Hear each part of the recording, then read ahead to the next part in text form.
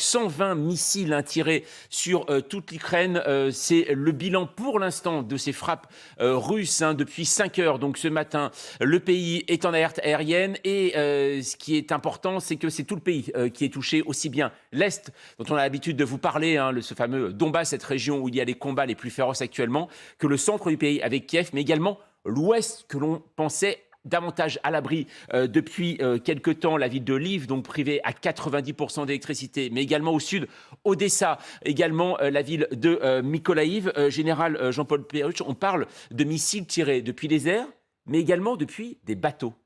C'est comme ça aussi qu'on arrive véritablement, quand on voit des villes côtières comme Odessa ou un peu plus loin Mykolaïv, on imagine que c'est par des bateaux qu'elles ont été touchées. Oui, c'est vraisemblable, mais ce n'est pas la première fois. Souvenez-vous, les Russes ont déjà utilisé ce type d'armement pour bombarder l'Ukraine dans le passé. Peut-être que ça révèle qu'il commence à manquer d'autres missiles. Et donc, il faut utiliser ceux dont on dispose. Et je rapproche ça de la communication que nous avions eue la semaine dernière, disant qu'on allait faire des bases navales, souvenez-vous, à Mariupol, notamment. Vladimir Poutine l'avait annoncé, oui. Donc je pense que c'est dans cet esprit-là. On retrouve là le mode d'action un peu maintenant bien connu des Russes depuis 4-5 mois, qui consiste à envoyer en fait des essaims de missiles pour saturer le système de défense anti-aérien qui se renforce des Ukrainiens, et donc pour obtenir quand même un effet sur les infrastructures. Et la preuve en est que ça fonctionne, parce que même si les Ukrainiens détruisent 75 ou 80% des tirs de missiles russes, il y en a 20 ou 25% qui arrivent à destination. Mais bien sûr. Et là, on constate qu'aujourd'hui, ils ont tiré sur l'ensemble du territoire, mais non pas sur seulement la partie Est, parce que justement, les missiles qu'ils ont tirés là le permettent, par leur allonge. Et d'autre part, parce que vraisemblablement, la protection antiaérienne est moins solide dans la partie ouest de l'Ukraine que dans la partie est, proche des combats. C'est logique. C'est ça, oui. Alors quel est, dernier mot, je vous en prie. quel intérêt politique? On est toujours dans la stratégie de terreur, de destruction d'infrastructures, et de montrer à la population russe aussi qu'on a l'initiative. Le bombardement par missile comme ça de l'infrastructure est le seul avantage de supériorité dont disposent les Russes par rapport aux Ukrainiens, puisque les Ukrainiens ne sont vraisemblablement pas autorisés à faire la même chose sur le territoire russe. Oui, on est toujours devant cette difficulté-là qu'il va falloir un jour résoudre, parce qu'on ne peut pas accepter que la totalité de l'infrastructure de l'Ukraine soit détruite comme ça, bien impunément. Oui, bien sûr. Donc, soit on est capable de fournir des systèmes un dôme d'acier à l'Ukraine qui permettent d'éliminer pratiquement 100% des tirs de missiles, même quand ils arrivent en grand nombre ou en essaim, ou bien il va falloir laisser les Ukrainiens peut-être prendre des mesures de rétorsion. Cette question-là va se poser. Bien sûr.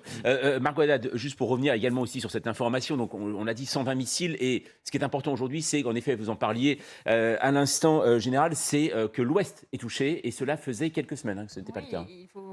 C'était depuis le 11 octobre, 11 octobre où on avait vu cette carte avec toutes ces frappes partout sur le territoire. Et ce qui est intéressant de noter, c'est que ça arrive à chaque fois que les troupes russes se trouvent en difficulté dans une bataille fondamentale. Et là, c'est le cas à Bakhmout, selon l'Institut d'études de la guerre. Il y aurait eu des milliers de morts du côté russe à Bakhmout, et ils opéreraient de petits groupes de 10 à 15 personnes. C'est le gouverneur de Lugansk qui l'a dit, donc une voix officielle russe, et que cette bataille serait justement pas stratégique, mais symbolique pour la Russie. Et actuellement, ils sont en difficulté. Et ils tapent un peu partout, à chaque fois, pour mettre en place cette politique de la terreur qu'ils opèrent depuis un moment, comme le disait le général. C'est véritablement de aussi faire pression sur la résistance civile. Parce qu'il ne faut pas l'oublier, par exemple, dans la ville d'Ivano-Frankiv, qui est à l'ouest, près de Lviv, eh bien, il y a une énorme résistance civile de 11 000 Ukrainiens qui se battent tous les jours aussi pour ravitailler soit le front, soit servir de base arrière pour les soldats qui sont sur le terrain. Donc véritablement, il y a une volonté de taper les structures énergétiques, de faire peur à la résistance civile, et de montrer aussi que cette ville de Lviv, qui est tout de même la porte de sortie du territoire ukrainien pour ceux qui veulent partir, puisque c'est à la frontière avec la Pologne, c'est là où les ambassades avaient été relocalisées à un moment, au début de la guerre. Donc cette porte de sortie peut être aussi frappée si vous voulez partir de ce conflit. C'est là où il y a l'aide humanitaire également aussi qui s'est organisée autour de Lviv. Alors on va regarder justement en direct, puisque les réactions commencent à affluer par rapport à cette série de missiles tirés sur l'Ukraine et notamment sur Kiev. C'est le maire de la ville de Kiev, Vitaly Klitschko, qui donc l'écrit sur Twitter pour le moment. Et il y a 3 victimes à Kiev, dont une fillette de 14 ans. Tous sont hospitalisés. Jérôme Poirot, il est vrai que depuis la visite de Volodymyr Zelensky à Washington, on parle beaucoup de ces missiles patriotes. Est-ce que là, ce qu'on voit aujourd'hui, c'est une application directe de à quoi pourraient servir justement ces missiles patriotes? Ah oui, bien sûr. Parce que le général l'indiquait, il y a une proportion maintenant très importante de ces missiles qui sont interceptés, mais il en reste toujours qui passent à travers la défense antiaérienne ukrainienne. Et donc, les Ukrainiens ont besoin de renforcer considérablement cette protection. Les patriotes seront un élément très important, les forces supplémentaires que va faire la France aussi. Mais là, je crois, vous l'indiquez, général, peut-être une inflexion dans la stratégie russe. Parce que d'habitude, c'est 70, 80, 90 missiles. Là, c'est 120. Donc 120, oui. il y a sans doute l'idée d'avoir un dispositif maintenant d'attaque qui s'adapte aux défenses antiaériennes qui se renforcent. Et puis c'est aussi à un moment donné où il y a eu effectivement l'annonce des Patriotes. Il y a eu de nouveau une attaque ukrainienne sur la base d'Engels, c'est-à-dire une base aérienne qui est une base de départ pour ces bombardiers qui frappent, qui tirent ce genre de missiles. Il y a eu il y a quelques jours de nouveaux bâtiments de la flotte russe qui sont arrivés à Sébastopol et on peut penser que ce sont peut-être ces nouveaux bâtiments qui sont arrivés qui ont frappé dans le sud de l'Ukraine. Donc il y a tout un contexte qui est en fait favorable pour les Russes pour montrer que malgré tout l'effort occidental, ils parviennent encore à frapper. Alors, on peut le constater, là, le maire de Kiev dit qu'il y a 3 victimes. Il y a finalement assez peu de victimes. Blessés, pour l'instant. Au total, Voilà, blessés, oui, blessés. mais Oui, victimes, bien sûr, oui. quand même. Il y a assez peu de victimes. La journaliste ukrainienne le disait à l'instant, les Ukrainiens sont habitués à réagir aux alertes aériennes, donc ils se protègent. Donc ça montre aussi toute l'absurdité de la stratégie militaire russe, parce qu'ils gaspillent des munitions qui sont parmi les plus sophistiquées, les plus précieuses, pour taper certes des infrastructures énergétiques, ça a un effet, enfin au plan militaire, ça n'a quasiment aucun effet. C'est ça, oui. Donc c'est aussi une démonstration de cette folie. Vous parliez de Bakhmout aussi, où ça n'avance pas. Bien sûr. Au plan militaire, c'est un désastre complet. Oui, Claude Lochezon, on le voit, la semaine dernière, juste avant Noël, il y avait eu déjà une série de missiles tirés, alors moins importantes, c'était, et surtout sur l'est du pays. On a l'impression que, le mot est terrible à dire, mais il y a une sorte de routine en fait qui s'installe pour les Russes. En effet, on est en train peut-être de perdre du terrain dans l'est du pays, donc on tire pour faire peur. Et puis de nouveau, c'est la même chose, c'est-à-dire qu'aujourd'hui, il n'y a plus une attaque véritablement russe, même une concentration, une réflexion autour d'une offensive, mais seulement on fait peur. C'est la stratégie du général Surovikin qui dirige les opérations sur l'ensemble de l'Ukraine, qui est l'homme de Poutine. Et en effet, puisque les opérations au sol ne fonctionnent pas, eh bien on terrorise la population. Le calcul de Poutine étant celui-ci, maintenant, la population ne supportera pas cette situation pendant 4 mois. C'est probablement l'erreur qu'il fait, une nouvelle erreur de calcul, mais il y a une stratégie derrière. C'est-à-dire que la stratégie, c'est que la population ne tiendra pas le coup. Ouais. Parce qu'on détruit les infrastructures électriques, les infrastructures également de chauffage central, puisque les anciennes villes de l'Union soviétique sont pratiquement toutes chauffées avec le chauffage urbain, c'est-à-dire des quartiers entiers qui dépendent d'une usine qui fabrique de l'eau chaude qu'on transporte ensuite par tuyau. C'est donc assez facile de détruire le système de chauffage urbain et par là même la distribution d'eau. Et on voit bien, puisque les maires qui sont les maires des villes, des grandes villes qui ont été bombardées, qui sont eux sur le terrain effectivement et qui gèrent comme ils peuvent la situation, disent faites des réserves d'eau parce que ça va continuer et l'eau c'est probablement ce qui est le pire, le manque d'eau, parce que Oui. c'est le problème de l'hygiène effectivement qui se pose.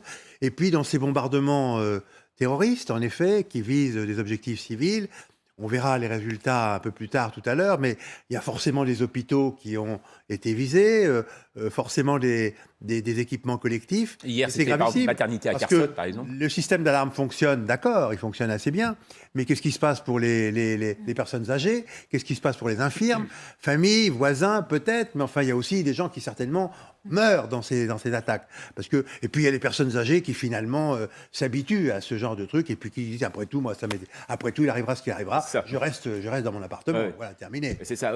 Margot, ce qui est assez étonnant, c'est on le voit quand même, on le dit souvent, on en parle souvent ici, c'est cette résilience quand même des Ukrainiens, enfin par rapport à ça. En effet, vous l'avez dit, tout à l'heure, les gestes sont pris, les habitudes sont prises. C'est ce que nous expliquait tout à l'heure cette journaliste ukrainienne. Ils savent exactement quoi faire quand. Mais c'est d'une tristesse infinie C'est terrible, d'ailleurs, bien sûr. puisque d'ailleurs il y a plusieurs alertes. Hein. C'est pas à chaque fois qu'il y a des bombardements, ils ont parfois sur leur smartphone aussi des alertes qui interviennent et parfois dans des régions comme Kiev où ils se sentent plus ou moins à l'abri, ils restent dehors. Ils ne prennent pas non plus cette alerte comme quelque chose de sérieux à chaque fois.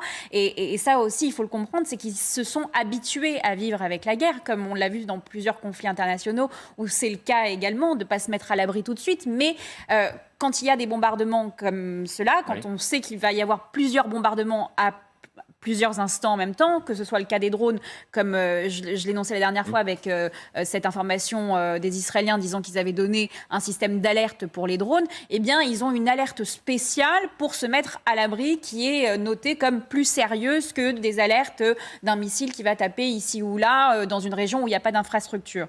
Donc, ils ont pris ce pli-là, mais ça reste d'une tristesse sans nom, puisqu'ils ont véritablement appris à vivre avec cette guerre. Et il y a cette résilience qui reste là, puisqu'ils restent pour combattre parfois ou pour servir les soldats qui sont encore sur le terrain, puisque tout de même, le front, il n'est pas au centre de Kiev, il n'est pas à l'ouest, il est véritablement à l'est. Et donc, il y a aussi cette volonté de démonstration de force du ministère de la Défense russe. On le sait, il y a cette guerre interne entre les troupes Wagner sur le terrain et la défense russe officielle. Et il y a cette volonté de montrer aussi que l'armée russe est toujours en place. Ouais, c'est ça. Alors, général Jean-Paul Perruche, on le voit, tout à l'heure, on parlait des patriotes, ces fameux patriotes pour intercepter ces missiles de défense.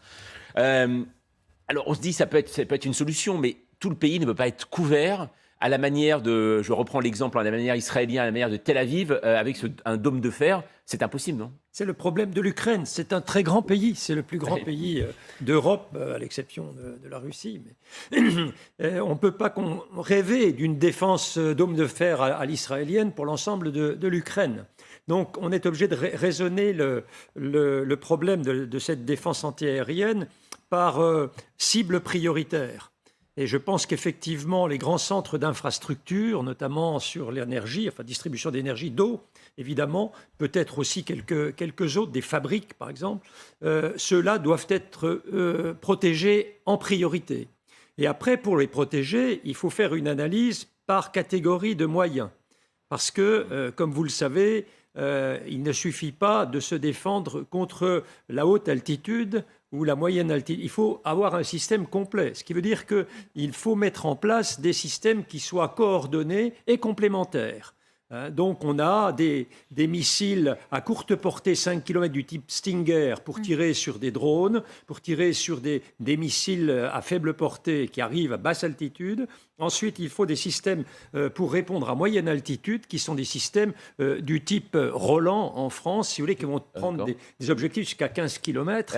Et puis après, on va passer à la haute altitude, avec du Hawk, du Patriot ou des systèmes équivalents. L'Iris, par exemple, allemand. Bon, vous voyez, et tout ça doit être coordonné, et on ne peut pas en mettre partout. Donc, il faut privilégier, premièrement, les lieux à protéger, et deuxièmement, il faut faire en sorte que cette protection soit complète, toute altitude. Et vous voyez, en même temps, on imagine la complexité, puisque par exemple, une ville comme Odessa, on l'a semblé un peu à l'abri avec cet accord sur le blé. Bon, en fait, pas du tout, alors que les Russes ont signé eux-mêmes un accord pour laisser partir le blé et la ville. Les promesses russes, j'allais dire qu'elles n'engagent que ceux qui les croient. C'est ça, Margot. Pour juste rajouter quelque chose, aussi, les Israéliens ont rejeté les demandes de Kiev pour le dôme de fer. Ils ne veulent pas non plus que les Russes se retournent contre eux. C'est un peu leur position d'entre-deux, qu'ils ont depuis le début du conflit, où ils disent soutenir Kiev d'une certaine manière, mais ne veulent pas fournir ni d'armes défensives, ni d'armes offensives, comme la plupart des pays, à l'Ukraine. Donc il y a tout de même cette réticence des Israéliens de fournir ce dôme de fer qui est fait par une société d'armement israélienne qui s'appelle Rafael et qui a cette technique-là. Donc pour le moment, même s'il y avait la possibilité d'avoir un dôme de fer à certains endroits, les Israéliens ne veulent pas. Et alors, on voit que ce sont des bombardiers qui ont agi avec des navires, mais des bombardiers. On se souvient au début de la guerre que les Ukrainiens demandaient une no-fly zone par rapport aux avions de guerre. Est-ce que c'est encore d'actualité, ça Ça pourrait le devenir, mais enfin, vraisemblablement, les bombardiers russes qui ont agi ce matin ont tiré leurs missiles depuis le territoire russe, vraisemblablement. Peut-être d'ailleurs, ce sera intéressant, on devrait savoir ça dans la journée, si le territoire biélorusse a été utilisé C'est ça, bien sûr. pour envoyer des missiles. Ce ne serait pas la première fois, mais comme on a vu qu'il y avait un certain nombre de nouveaux matériels russes qui peuvent tirer des missiles à moyenne portée qui sont arrivés en Biélorussie, ce sera intéressant. Oui, la question de la no-fly zone, c'est une question qui est posée depuis le début de la guerre par le président ukrainien. Moi, je pense que ce n'est pas le bon terme, parce que les no-fly zones qui ont été mises en place, par exemple en Irak ou en Libye, ça consistait pour les armées occidentales d'interdire tout aéronef dans l'espace aérien du pays concerné. Là, c'est très différent. C'est une question quasiment de police du ciel, puisque que ce soit des missiles, des drones ou des avions russes, on peut considérer que la question qui se pose, c'est de protéger l'espace aérien ukrainien avec tous les moyens possibles. Et peut-être qu'un jour, la question se posera de les protéger avec des systèmes antimissiles, anti-aériens plus sophistiqués, mais peut-être aussi avec des avions de chasse occidentaux. Parce que ce n'est qu'un problème finalement de police du ciel. Si on raisonne un peu en droit, et les Russes sont aussi très attentifs à ces questions, ça aurait tout son sens. Restera la question évidemment d'aller taper des bombardiers russes dans l'espace aérien russe. Là, c'est une autre affaire. Et les Ukrainiens n'ont vraisemblablement pas beaucoup de moyens dans ce domaine. On se souvient d'ailleurs, Claude Blancheflaison, au départ de la guerre, les avions. Est-ce qu'il fallait fournir des avions à l'Ukraine? Les Américains hésitaient, ils voulaient que ce soit les Polonais qui donnent. Finalement, on n'en parle plus trop aujourd'hui de ces avions. Non, on n'en parle plus trop, mais en effet, la question va se reposer. L'idée était que les pays voisins de l'Ukraine fournissent des avions de construction russe, parce que effectivement les pilotes ukrainiens savent comment ça marche, puisque ce sont les leurs, et qu'en remplacement, on donne des avions américains, ou on vende plutôt des avions américains à la Pologne ou à d'autres pays qui auraient fourni ces avions à l'Ukraine. Mais le risque a été estimé à l'époque trop grand de rentrer un petit peu dans la co-belligérance, et par conséquent, ça n'a pas été fait. Mais c'est vrai que c'est discutable. On peut discuter, parce qu'après tout, on pourrait imaginer que les pays voisins fournissent des avions de conception russe ou soviétique, et que ces avions soient remplacés par des avions occidentaux. Pas nécessairement américains, d'ailleurs. Pourquoi est-ce qu'on dit automatiquement américain? Bien sûr, c'est une question qui peut se poser. Bon, effectivement. Mais qui en effet ne se pose pas. C'est intéressant aussi. Alors, on va voir, mais je pense qu'à ce stade, les États-Unis sont fermement décidés à respecter les lignes rouges qui semblent avoir été posées par Moscou, étant entendu que ces lignes rouges sont mobiles, c'est-à-dire qu'à chaque étape de la guerre, eh bien, les Russes protestent violemment, mais n'entreprennent pas d'actions coercitives pour lutter contre les nouveaux transferts d'armement. Les actions coercitives, ça pourrait être de la part des Russes, les bombardements des convois d'approvisionnement, naturellement. Par exemple, quand on envoie des éléments blindés, c'est pas très discret. On les envoie par train, et probablement qu'il y a suffisamment d'espions russes en Ukraine pour savoir par où ça passe. Oui, bien sûr. Jusqu'à présent, ils ne sont pas attaqués les convois d'approvisionnement. Ça a été le cas un peu au départ. Voilà, c'était le cas un peu au départ, en fait, aussi, Jean-Paul Péruch. Les bombardements, c'était pas forcément sur les villes, c'était justement sur les convois militaires, sur des convois peut-être d'approvisionnement, mais pas les villes. C'est-à-dire qu'aujourd'hui, d'après vous, ils ne savent pas, en fait, ils ne connaissent pas les convois militaires ukrainiens? Non, je pense qu'ils les connaissent vraisemblablement et qu'ils se fixent aussi des lignes rouges. Pour moi, la seule ligne rouge qui a été constante depuis le début des opérations du 24 février, c'est la restriction mise par les Occidentaux, les Américains, à un combat direct entre des moyens de l'OTAN, servis par des gens de l'OTAN, et des moyens russes. C'est pour ça que, par exemple, l'autre jour, on a abordé la question de l'utilisation de patriotes stationnés en Pologne pour éventuellement intercepter des missiles au-dessus de l'Ukraine. Là, on franchit la ligne rouge, parce que même si c'est un moyen défensif, vous voyez, mais ce sont des engins polonais ou américains qui vont détruire des moyens russes, certes au-dessus du territoire de l'Ukraine, mais c'est de la vraie belligérance. C'est ça, ouais. Et la même chose pour aller bombarder des objectifs même militaires, hein, comme ceux que les Ukrainiens ont bombardés à Saratov, à Ryazan, etc. Là, on ne veut pas que ce soit des moyens américains ou occidentaux qui soient utilisés, parce que, encore une fois, ça serait là le signe que ce sont des armes occidentales qui opèrent sur le territoire russe. Voilà. La vraie ligne rouge, elle est là. Celle-là, quand on va la franchir, attention. Attention, Jérôme Poirot. Vous dire. Oui, ce qui est étonnant, c'est que dans le même temps, eh bien, il y a quand même des frottements entre les armées de l'air russes et de l'OTAN, à la frontière avec les pays baltes, à la frontière avec la Pologne, parce que depuis 2007 et par différentes vagues, l'OTAN a donné des moyens supplémentaires de protection de l'espace aérien des pays baltes et de la Pologne, notamment, qui sont confrontés en permanence à des tentatives d'intrusion de l'armée de l'air russe, pour tester notamment les défenses. Et il y a encore, je crois, 3 semaines ou 4 semaines, des chasseurs italiens ont dû raccompagner des chasseurs russes qui étaient à la frontière, qui étaient en train d'essayer de rentrer dans l'espace aérien. Pour quel but pour eux de rentrer dans la frontière? C'est-à-dire de tester en fait, à la fois tester les moyens de détection et de réponse, et puis mettre la pression, montrer qu'il y a une ambition qui est militaire et politique, c'est de continuer à conquérir des territoires de plus en plus vers l'ouest. Donc on pourrait avoir, de manière très paradoxale, peut-être un incident sérieux un jour, parce qu'à force de frottement, de temps en temps, il peut y avoir un incident entre des chasseurs de l'OTAN et des chasseurs russes, sans qu'il y ait véritablement d'engagement de l'OTAN sur le territoire. Mais je pense qu'on viendra peut-être, à un moment donné, sérieusement, au fait qu'il y ait des chasseurs de l'OTAN qui garantissent la souveraineté de l'espace aérien ukrainien. Ce qui serait certes un cran de plus, mais ce ne serait pas des frappes, évidemment, directes sur le territoire russe. Ce serait simplement aider l'Ukraine à protéger son espace aérien. Non, pour les pays, en tous les cas de l'Est, c'est l'incursion dans l'espace aérien, c'est quelque chose de critique. On l'a vu dans la communauté des États indépendants, avec notamment la Moldavie. La Moldavie s'est retournée contre la Russie à ce moment-là, quand il y a eu une incursion dans leur espace aérien.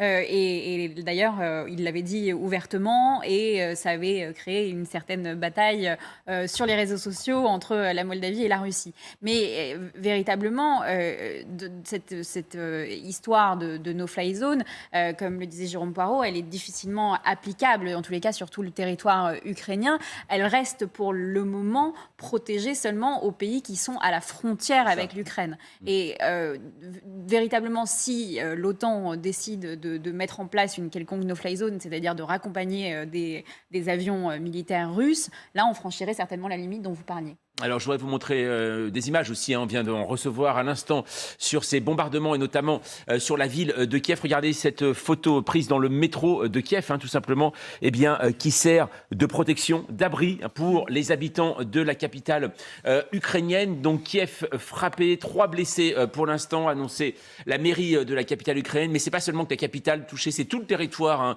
qui est en alerte rouge ce matin, l'Est, également le centre et également aussi, ça faisait longtemps, donc depuis début octobre, c'est l'ouest du pays avec la ville de Lviv. Vous la voyez, cette ville la plus proche de la frontière polonaise. Également la ville d'Odessa, Mykolaïv. Voilà, toutes ces villes dont on ne parlait presque plus. On pensait que la guerre, finalement, les touchait moins.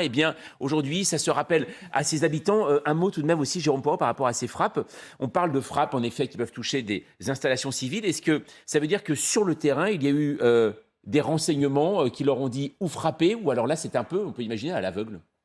Ah non, ce qui est certain, c'est que l'armée russe dispose d'une carte très très précise de ce que sont toutes ces infrastructures. C'est des centrales électriques, elles sont très faciles à identifier. Le renseignement militaire russe travaille en Ukraine depuis vraisemblablement des décennies. Donc ces cibles, elles existent, elles sont dans les plans russes. La seule question, c'est est-ce qu'ils disposent de moyens de missiles, notamment suffisamment précis, pour toucher à chaque fois? Et donc la question complémentaire qui peut se poser, c'est y a-t-il, à l'occasion de ces frappes, un certain nombre de forces spéciales russes qui sont sur le terrain pour garantir le guidage final de ces missiles pour qu'elles atteignent bien ces cibles. Parce qu'une centrale électrique, c'est quand même... c'est pas un monument si considérable. Si ce sont des frappes qui sont tirées à plusieurs centaines de kilomètres, peut se poser cette question, d'autant que l'armée russe ne dispose pas d'une quantité de missiles de précision, de munitions de précision considérable. On a noté qu'au début du conflit, au début de cette année, c'était seulement 5% des munitions qui étaient tirées par l'armée de l'air russe qui étaient des munitions de précision, c'est-à-dire exactement le même pourcentage que celui de l'armée de l'air américaine au moment de la guerre du Vietnam. Ah oui. C'est dire l'écart entre ce que peut être l'armée de l'air russe aujourd'hui et ce que pouvait être l'armée américaine il y a près de 60 ans. Alors, on va aller se rendre sur place dans une ville qui a été frappée, qui a fait partie des cibles ce matin des missiles russes. C'est la ville d'Odessa. On va rejoindre sur place le député de la ville, Oleksiy Koncharenko. Bonjour à vous. La ville d'Odessa a donc été frappée par des missiles. L'ouest et le sud du pays ont été frappés. Est-ce que aujourd'hui, ça vous surprend, entre guillemets, je prends exprès ce terme, car c'est vrai qu'on s'était peut-être habitué à voir l'est du pays, voir Kiev frappé, un peu moins ces derniers temps Odessa et l'ouest du pays. Oui, malheureusement, aujourd'hui, tous les Ukrainiens sont frappe de missiles russes. Encore une fois, l'infrastructure énergétique, l'infrastructure absolument civile, et encore une fois, il n'a pas les objectifs militaires, mais c'est le terror contre les gens civils. Maintenant, à mon appartement, je suis en Odessa, il n'a pas l'électricité, il n'a pas l'eau potable. Oui, c'est la même situation à presque tout l'Odessa, à presque tout Lviv et en grande partie de Kiev et d'autres villes d'Ukraine. Et dans quelques jours, nous aurions le nouvel an, et c'est comme cadeau de la Russie, cette attaque nouvelle contre l'infrastructure énergétique. Comment ça s'est passé pour vous justement à Odessa? Les frappes ont commencé à quelle heure? C'est commencé, je pense, 8h30, 9h dans cet temps. Mais premièrement, c'est le système antiaérien. Le système antiaérien, on a intercepté plus de 20 000 missiles à Odessa, plus de 20 missiles en ville d'Odessa. Je ne sais pas les chiffres total à tous les pays, mais beaucoup de missiles. Heureusement, merci à notre l'arme et merci à notre ami, la France, les États-Unis et d'autres pays qui a aidé nous avec les systèmes antiaériens. Et je pense que la majorité des missiles sont interceptés, mais malheureusement pas tous. Oleksiy Koncharenko, vous nous confirmez 20 missiles, c'est ça? 20 missiles, plus de 20 missiles étaient interceptés à Odessa. C'est à Odessa. D'accord. Et vous savez aujourd'hui quelles ont été les cibles? Vous nous avez parlé aujourd'hui, donc tout à l'heure, d'infrastructures énergétiques. En gros, c'est-à-dire les centrales électriques, c'est ça qui aurait été touché? Oui, les centrales électriques et aussi les systèmes de potable, les systèmes de livraison d'eau à les bâtiments résidentiels, parce qu'en beaucoup de villes, à Odessa, à Kiev, à Lviv, il n'y a pas l'eau potable aussi. Voilà la ville d'Odessa donc qui a été touchée, vous nous le confirmez, donc avec 20 missiles que la batterie antiaérienne Plus de 20 missiles. Plus de 20 missiles auraient détruites. Dans tout le pays, on nous annonce plus de 120 missiles tirés sur l'Ukraine, en tout cas par les forces russes. Est-ce qu'aujourd'hui, vous-même, habitant d'Odessa, de retrouver finalement ce rendez-vous avec la guerre, cette face-à-face avec des missiles, est-ce qu'on se pensait un tout petit peu à l'abri dans le fait de ne plus être au cœur finalement de la guerre à Odessa? C'est la guerre, bien sûr, c'est terrible, mais le fini de cette guerre, ce sera la libération de notre territoire. Et c'est la Russie qui doit réparer tous qui sont qui est détruit avec les armes russes. Et les gens à Odessa, nous sommes absolument furieux et beaucoup de danger dans la ville parce que c'est absolument une attaque barbarique. Et encore une fois, ce n'est pas la guerre, c'est le terrorisme. Parce que la guerre, c'est la front line, c'est où il y a le combat. Oui, mais ce n'est pas la guerre, c'est attaque terroriste contre les gens civils. Oleksiy Gosharenko, tout à l'heure, nous étions en direct de Kiev avec une journaliste ukrainienne. Elle nous disait que il n'y avait pas pour l'instant beaucoup de victimes car les habitants de Kiev s'étaient habitués malheureusement à ces bombardements, donc ils connaissaient les gestes. Est-ce que c'est la même chose à Odessa? Oui, nous avons une information qui est un bâtiment résidentiel est détruit, mais ce n'est pas l'info finale. Nous attendons pour plus d'informations et je ne peux vous dire combien de victimes nous avons maintenant. Je ne sais pas. Et aussi, cette attaque aérienne, ce n'est pas fini. Maintenant, nous avons l'information que les drones iraniens commencent l'attaque à commencer de le territoire de Bélarus qui sont occupés avec la Russie en réalité. Et maintenant, cette nouvelle attaque avec cette drone, et je ne sais pas combien plus d'attaques nous aurions aujourd'hui. Mais vous parlez d'attaques de drones sur Odessa? Nous ne savons pas à quelle destination ce drone allait. C'est peut-être Kiev ou peut-être c'est Odessa, je ne sais pas. Très bien. Merci en tout cas pour être intervenu, Oleksiy Gosharenko. Je rappelle, vous êtes député d'Odessa. Merci d'être intervenu ce matin sur LCI. Claude Blanche-Maison, on voit en effet aujourd'hui, alors je précise juste le maire de Kiev à l'instant, qui vient de communiquer. Comme il y a eu 20 missiles interceptés à Odessa, et bien là, ça serait 15 missiles qui ont été détruits à Kiev. On voit en tout cas donc, une batterie anti-aérienne, donc pour l'instant qui fonctionnerait aussi autour de ça. Et on imagine que s'il n'y en avait pas, en effet, les dégâts seraient beaucoup plus importants. Oui, je voulais simplement ajouter que Odessa, c'est quand même une ville absolument mythique pour des raisons historiques, mais aussi... et ça dit quelque chose aux Français, aux Européens. Il y a même eu un gouverneur français à l'origine. Oui. Bon, c'est tout à fait particulier. Et c'est vrai que c'est aussi stratégique parce que moi, personnellement, je pense que si la guerre dure, et elle va durer, il est probable que les Russes n'ont pas renoncé vous pensez, à venir à Odessa. Mais oui, c'est tellement stratégique parce que ça veut dire que ça permettrait de faire la liaison avec la Transnistrie, qui est la partie pratiquement occupée par les Russes, en tout cas par des russophones, russophiles. En Moldavie. En Moldavie. Et puis, ça permettrait de faire de ce qui resterait de l'Ukraine non russifié un État qui n'aurait pas accès à la mer. Et que c'est évidemment l'un des objectifs des Russes. L'objectif premier est d'effacer l'identité ukrainienne, mais effectivement, Poutine a été obligé de revoir ses objectifs à la baisse, et probablement que son objectif aujourd'hui est d'avoir un État ukrainien résiduel qui serait un État enclavé. C'est ça, oui. Et la partie donc ouest, et qui n'aurait pas accès à la mer. Donc c'est tout à fait important le fait qu'ils se remettent à frapper massivement Odessa.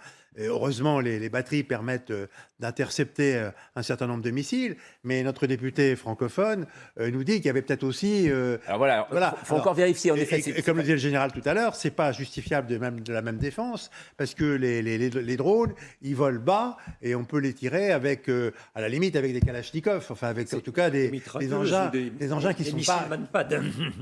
certainement pas des patriotes. Voilà, on en parlera tout à l'heure, mais il est vrai que le ministre des Armées, Sébastien Lecornu, qui était hier à Kiev, a précisé que la France pouvait aider justement à lutter contre ces drones iraniens. Ça veut dire quoi, lutter contre comment on le fait pour lutter contre les drones iraniens? C'est Kalachnikov, petit canon, comment ça se passe? Ah oui, c'est soit par des missiles, soit par des missiles courte portée, soit par des mitrailleuses. D'accord. Ce type de moyens, si vous voulez. Il y a la réflexion sur la lutte anti-drone, elle est en cours. Parce qu'il y a beaucoup de types de drones différents qui sont Alors, vous avez les fameux drones suicides qui d'eux-mêmes viennent exploser au contact de leur cible, mais vous avez d'autres types de drones qui délivrent des moyens de tir, mais qui eux-mêmes ne vont pas forcément au contact. Vous voyez. Donc, en fonction de la conception, de la technologie du missile, il faut une défense antimissile qui soit adaptée. Voilà. Et là, alors, qu'en France, on réfléchit aussi sur des moyens électroniques oui, bien sûr.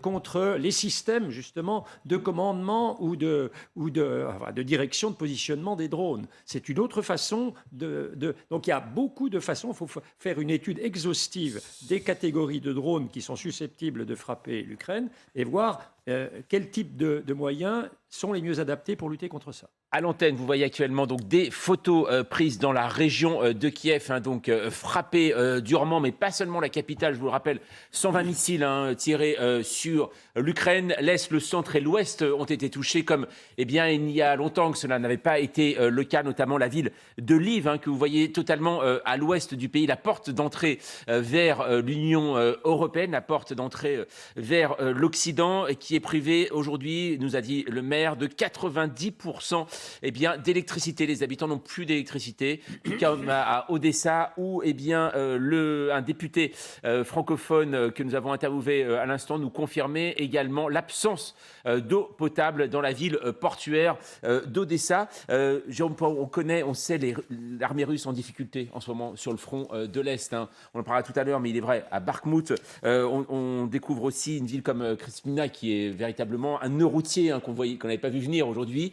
Est-ce que ce genre d'attaque peut changer quelque chose sur le terrain à l'Est? Rien. Non, rien. Ce ne sont pas des objectifs militaires, donc ça n'affecte pas le potentiel militaire ukrainien.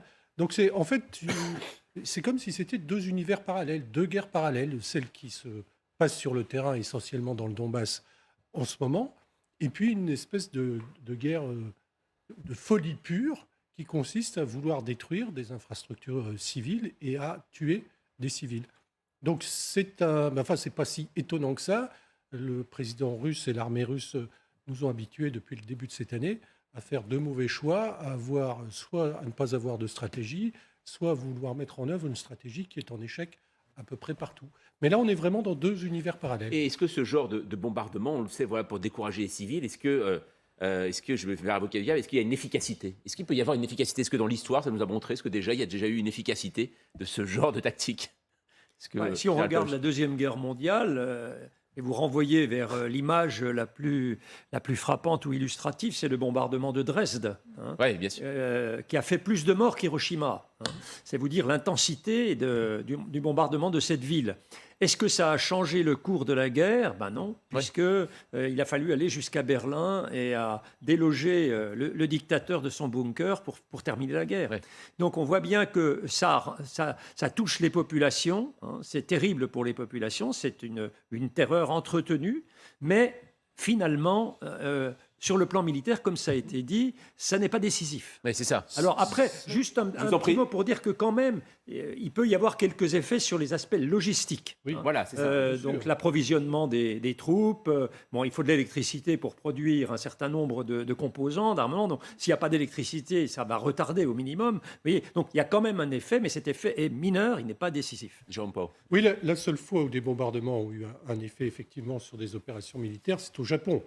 Oui, mais bien sûr. Ce sont les deux frappes et les deux premières frappes nucléaires. Mais il y avait eu une campagne de bombardement classique qui avait commis des ravages considérables dans tout le Japon, d'autant que beaucoup d'habitations étaient des habitations en gros en bois, donc il y a eu des incendies ravageurs, un nombre de victimes considérable. Mais c'est l'utilisation de la bombe atomique qui a permis de mettre fin aux opérations militaires entre les Américains et les Japonais. C'était un cas très particulier. Alors, je voudrais vous montrer une citation du ministère russe de la Défense qui a réagi suite à ce tir des 120 missiles, tout simplement, laconique, sur Telegram. Les armes ne se tairont jamais. Claude Benchmaison, on le voit. C'est assez laconique. Comme un exemple un peu moins lointain que la Seconde Guerre mondiale. On peut aussi citer les bombardements américains au Vietnam. Et les bombardements américains au Vietnam qui ont été autrement intensif, puisque je crois que le nombre de bombes était supérieur à ce qui a été utilisé pendant la Deuxième Guerre mondiale.